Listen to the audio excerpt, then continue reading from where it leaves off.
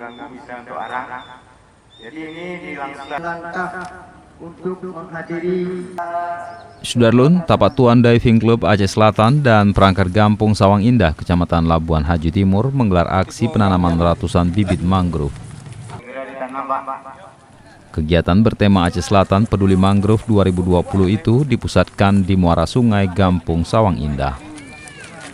Gesi Gampung Sawang Indah, Effendi mengatakan kegiatan ini menjadi motivasi bagi masyarakat dan diharapkan bisa berlanjut nantinya. Di Desa Sawang Indah, Kecamatan Labuan Haji Timur, Kabupaten Selatan ini, kita berharap dengan adanya penanaman mangrove ini di Sawang Indah ke depannya, di samping ini sebagai penghijauan juga kita mengharapkan ini bisa menjadi satu sumber pendapatan bagi masyarakat Gampung Sawang Indah.